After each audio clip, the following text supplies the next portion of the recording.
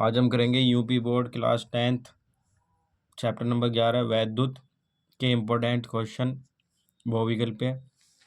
शुरुआत करते हैं पहले क्वेश्चन से। पहला क्वेश्चन है, किसी वैद्युत परिपथ में किसी प्रतिरोध के सिरों के बीच विभवांतर की इकाई क्या है? तो विभवांतर की इकाई मतलब इसका मात्रक पूछा है इन्होंने, तो कि विभवांतर का मात्रक क्या होता है? तो सबसे पहले ऑप्शन है ओम। तो ओम जो होता है वो होता है प्रतिरोध का मात्रक, ये प्रतिरोध का होता है। और जो एम्पियर है ये होता है वैद्युत धारा का, वैद्युत धारा। वोल्ट ये होता है विभवांतर का, जो हमसे इन्होंने पूछा है विभवांतर का। और है वाट, वाट होता है शक्ति का मात्रक। तो ये 2024 में पूछा गया है। तो विभवांतर की इकाई यानी विभवांतर का मात्रक क्या होगा? वोल्ट। प्रतिरोध का मात्रक ओम, वैद्युत धारा का मात्रक एम्पियर और शक्ति का मात्रक होता है वाट। अगला क्वेश्चन देखते हैं, एक विद्युत परिपथ में बहने वाली विद्युत धारा की इकाई क्या है? 2020 में क्वेश्चन पूछा गया और 25 में भी पूछा गया है। तो विद्युत धारा यानी करंट। तो अभी देखेंगे विद्युत धारा, अभी हमने देखा था विद्युत धारा का मात्रक क्या होता है? एम्पियर। अभी देखते हैं वोल्ट। वोल्ट किसका मात्रक बताया? विभवांतर का। एम्पियर विद्युत धारा का मात्रक है, तो यह आंसर होगा। जबकि ओम किसका मात्रक है? प्रतिरोध का। वाट किसका मात्रक है? शक्ति का। अगला क्वेश्चन देखेंगे, क्वेश्चन नंबर 3, एम्पियर सेकंड किसका मात्रक है? Ampere second. तो इसमें देखें एक फॉर्मूला याद रखेंगे, क्यू बराबर होता है आई टी। आई मतलब एम्पियर यानी विद्युत धारा का मात्रक, व टी होता है सेकंड यानी कि समय का मात्रक। तो एम्पियर सेकंड किसका मात्रक हो गया? क्यू यानी कि वैद्युत आवेश। क्यों होता है? वैद्युत आवेश का। विद्युत धारा वही एम्पियर। विद्युत वाहक बल का मात्रक भी वोल्ट ही होता है, इसको याद रखेंगे। इसका मात्रक भी क्या होता है? वोल्ट ही होता है। और विद्युत ऊर्जा का मात्रक जूल। अगला क्वेश्चन नंबर 4, देखो इंपॉर्टेंट क्वेश्चन है, काफ़ी बार पूछा जा चुका है। प्रतिरोध का मात्रक क्या है? तो प्रतिरोध का मात्रक अभी मैं आपको बताया था ओम। प्रतिरोध का मात्रक क्या होता है? ओम। आगे देखेंगे वैद्युत शक्ति। तो वैद्युत शक्ति का मात्रक क्या होता है? तो वोल्ट। वोल्ट किसका मात्रक है? विभवांतर का। वाट किसका है? वैद्युत शक्ति। एम्पियर वैद्युत धारा। व ओम किसका मात्रक है? वैद्युत प्रतिरोध। तो ये 5 क्वेश्चन हैं जो कि एग्जाम में इनमें से क्वेश्चन आना ही आना है। मात्रक पूछ रहा है वो बार बार क्वेश्चन एग्जाम में, तो आप इनको मजबूत तरीके से, बढ़िया तरीके से कर लें। अगला क्वेश्चन देखेंगे, क्वेश्चन नंबर 6, एक चालक में 10 एम्पियर की धारा प्रभावित होती है, यानी 10 एम्पियर वैद्युत धारा, इसको आई से डिनोट करते हैं। इसके संगत 2 सेकंड में प्रवाहित होने वाली आवेश की मात्रा कितनी होगी? 2024 में क्वेश्चन पूछा गया। एक फॉर्मूला अभी आया था, क्यू बराबर आई टी। इस फॉर्मूले में रखेंगे आई मतलब बहने वाली धारा, एम्पियर। आई जहाँ पे एम्पियर लिखा हुआ समझ जाना, वहाँ पर आई दिया हुआ है। ये कितनी दे रखी है? 10 दे रखी है। और इसके संगत 2 सेकंड, सेकंड मतलब समय यानी कि 2, तो 10 दूनी 20, तो ये होगा 20। और ये होता है आवेश। आवेश का मात्रक जो होता है वो होता है कूलाम। तो यहाँ रखेंगे 20 कूलाम। तो इसका आंसर हो जाएगा ऑप्शन नंबर सी। अगला क्वेश्चन देखेंगे, समान प्रतिरोध वाले 3 प्रतिरोधों को श्रेणी क्रम में जोड़ने से उनका परिणामी प्रतिरोध प्रत्येक प्रतिरोध के प्रतिरोध से कितना गुना है? तो देखेंगे समान प्रतिरोध हैं वाले 3 प्रतिरोधों को किस में जोड़ा गया है? श्रेणी क्रम में। तो किस प्रकार से जोड़ते हैं पहले मैं आपको बता दूं। समान प्रतिरोध है, मान लो 3 प्रतिरोध हैं, तीनों के तीनों का प्रतिरोध क्या है? आ रही है। और बता दो प्रतिरोध क्या होता है। मान लो किसी तार में कोई करंट बह रहा है और उस करंट को बहने का जो रोकने का काम कर रहा है उसको कहते हैं प्रतिरोध। मान लो ये है प्रतिरोध, ये इस प्रकार से श्रेणी क्रम में दर्शाते हैं। जो प्रतिरोध है कि जो श्रेणी क्रम में दर्शाते हैं वो इस प्रकार से दर्शाते हैं। और तीनों के प्रतिरोध क्या है? तीनों के प्रतिरोध क्या है? एक जैसे ही हैं, यानी कि समान प्रतिरोध वाले हैं। इनको किस में करा गया है? श्रेणी क्रम में। तो श्रेणी क्रम होता है इस प्रकार से, ठीक है जी। और श्रेणी क्रम है और इसमें जो करंट जो बहेगा, ये इसमें बूझा नहीं गया क्वेश्चन, लेकिन अब याद रखेंगे कि जो करंट जो रहता है इसमें सेम ही रहता है। श्रेणी क्रम में जो करंट रहेगा यानी कि जो विद्युत धारा बहेगी वो समान रहेगी। और श्रेणी क्रम में जो प्रतिरोध दर्शाते हैं वो इस प्रकार से दर्शाते हैं। और यदि तीनों प्रतिरोधों को मिला करके एक ही प्रतिरोध बना दिया गया, मान लो एक नया प्रतिरोध R बना दिया गया, R1, तो इनका जो कुल प्रतिरोध निकलेगा या तुल्य प्रतिरोध बोलते हैं, इन सभी प्रतिरोधों को जोड़ दिया जाता है। श्रेणी क्रम में सभी प्रतिरोधों को जोड़ दिया जाता है, यानी कि इसी ने क्या जोड़ेंगे, R plus R plus R, तो ये कितने हो गए, 3R हो गए। तो ये कह रहे हैं कि प्रत्येक प्रतिरोध से कितने गुना होगा, तो प्रत्येक प्रतिरोध से कितने गुना हो रहा है, तो ये कितना गुना हो रहा है, 3 गुना हो रहा है। ठीक है जी, इसका आंसर हो जाएगा ऑप्शन नंबर डी, 2025 में क्वेश्चन पूछा गया है। देखिए क्वेश्चन नंबर 8, यदि 3 विभिन्न मानों के प्रतिरोधों को श्रेणी क्रम में समायोजन यानी कि जोड़ा जाए तो उन सभी में निश्चित रूप से एक ही मान होगा, एक जैसा मान होगा। किस में जोड़ा जा रहा है, 3 प्रतिरोधों को श्रेणी क्रम में, तो इस प्रकार से श्रेणी क्रम जोड़ते हैं। तीनों कैसे हैं, भिन्न भिन्न प्रकार के। चलो ठीक है, R1 R2 R3 प्रतिरोध मान लिया हमने, तो लेकिन इसमें करंट तो सेम ही होगा, करंट इनमें यानी कि विद्युत धारा समान बहती है, तो इसका आंसर इसी प्रकार से होना चाहिए। देखो ऑप्शन नंबर सी में देखेंगे, प्रत्येक प्रतिरोध में प्रभावित होने वाला विद्युत धारा कैसी होगी, एक ही होगी, यानी कि एक ही मान होगा। तो 2024 में क्वेश्चन पूछा गया है। अगला क्वेश्चन देखेंगे, क्वेश्चन नंबर 9, R1 व R2 प्रतिरोधों के 2 तार समांतर क्रम में जोड़े जाते हैं। अभी तक हमने श्रेणी क्रम में जोड़े थे, उनका तुल्य प्रतिरोध क्या होगा। देखेंगे समांतर क्रम में कुछ इस प्रकार से जोड़ा जाता है। ये मान लो चलो 2 तार हैं, एक और ये 2, ये 2 तार हैं। मान लो तीसरा प्रतिरोध भी कहता है, तो हम इस तरह से जोड़ के दिखा देते, ये 3 प्रतिरोध यानी कि समांतर कुछ इस प्रकार से जोड़ते हैं। ये समांतर 2 समांतर कैसे होंगे, जो कभी भी आपस में नहीं मिलते, तो ये समांतर क्रम में जोड़े जाते हैं। कि कौन है, 2 प्रतिरोध है, केवल R1 व R2, तो इनका तुल्य प्रतिरोध क्या होगा। तो याद रखेंगे, बिल्कुल डायरेक्ट याद रखेंगे। इसमें जब 2 प्रतिरोध समांतर क्रम में जोड़े जाते हैं, मान लो वो R1 व R2 ही है, इसमें दिया हुआ है R1 व R2, तब उनका जो तुल्य प्रतिरोध या बराबर प्रतिरोध होता है वो था R1 गुणा R2 अपॉन में R1 प्लस R2। ये न्यूमेरिकल क्वेश्चन भी करने में हमें आसानी होगी, डायरेक्ट इस फॉर्मूले को याद रख करेंगे, लगाएंगे मतलब हम। तो इसमें जो तुल्य प्रतिरोध होगा R बराबर क्या होता है, R1 गुणा R2 बटे R1 प्लस R2, तो इसका आंसर हो जाएगा ऑप्शन नंबर सी। अगला क्वेश्चन, क्वेश्चन नंबर 10, एक तार का प्रतिरोध R बराबर 9 ओम है, इसे 3 बराबर भागों में बांटा जाता है। यानी कि एक तार था 9 ओम का, उसको 3 भागों में तोड़ दिया गया बराबर बराबर में। इन 3 तार के टुकड़ों को परस्पर समांतर क्रम में जोड़ा जाता है।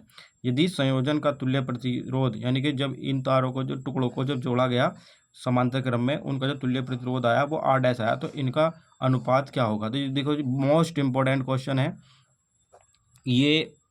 क्वेश्चन कई बार पूछा जा चुका है, अभी तो प्रश्न 25 में पूछा गया है। ये ही क्वेश्चन कुछ अलग तरीके से दर्शाया गया प्री बोर्ड में भी, प्री बोर्ड 2025 में अभी आया है, और ये क्वेश्चन इसी प्रकार का 24 में भी आया है और 22 में भी आया है। तो इसको बहुत ही आसान तरीके से शॉर्ट ट्रिक निकाली हमने इसकी, और आप देखते रहेंगे इसका आंसर लगा देंगे। देखिए किस प्रकार से इसमें जो अगर जो यहाँ पर देखो R बराबर कितना दे रखा है, 9 दे रखा है, ठीक है।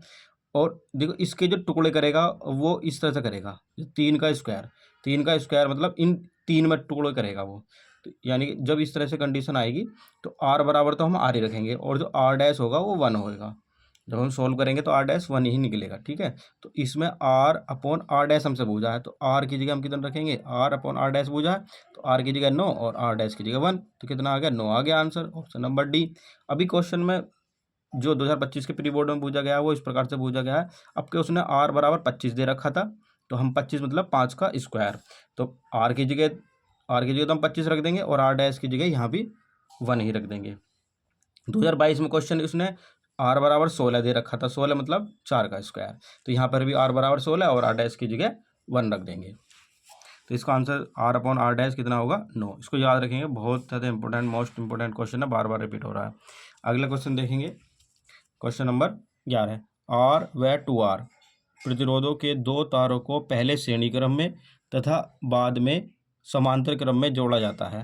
यदि दोनों दशाओं में कुल प्रतिरोध क्रमशः R1 तथा R2 हो तब R1 अपॉन R2 क्या होगा। तो देखते हैं, दो प्रतिरोध दे रखे हैं दो तारों के, पहले इन्हें श्रेणी क्रम में, तो श्रेणी क्रम में निकाल लेते हैं, जिसका दिशाओं में कुल प्रतिरोध R1 होगा। इन्होंने दिया हुआ भी है कि दोनों दिशाओं में क्रम से, मतलब R1 किस में है, जब श्रेणी क्रम में, लिख सकते हैं यहाँ पर श्रेणी क्रम, श्रेणी क्रम R1 दोनों को क्या होगा श्रेणी क्रम में, तो दोनों के दोनों प्रतिरोध जुड़ जाते हैं, तो R प्लस 2R कितना हो गया 3R।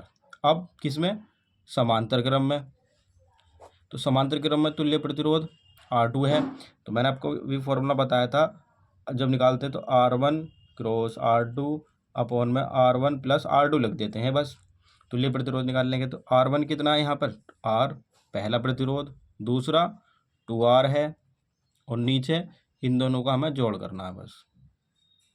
तो ये कितना हो जाएगा 2R स्क्वायर, और ये 2R और 1R कितने हो जाएंगे 3R। भाई ये 2 और 1R तो स्क्वायर हो जाएगी, गुणा में स्क्वायर हो जाता है।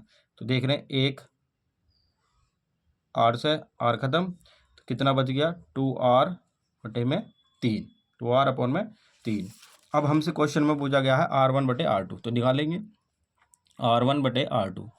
R1 कितना हमारा निकला 3R, चलो जी। R2 कितना निकला 2R अपॉन में 3। देखो अपोन में जब भी 3 लिखा जाता है वो ऊपर पहुंच जाता है मल्टीप्लाई में, याद रखेंगे, जब भी 3 नीचे आएगा तो अपोन में पहुंच जाता है। तो R से R नीचे खत्म हो जाएगा, 3 तिया 9 बटे में 2। तो इसका आंसर क्या होना चाहिए, ऑप्शन नंबर सी।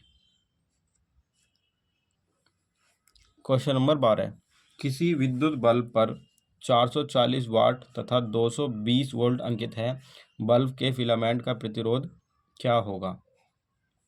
देखते हैं, जिसमें जब भी वाट मिले लिखा हुआ उसका मतलब यहाँ पर P दिया हुआ है, P बराबर 440 वाट और वोल्ट मतलब V दिया हुआ है 220 वोल्ट।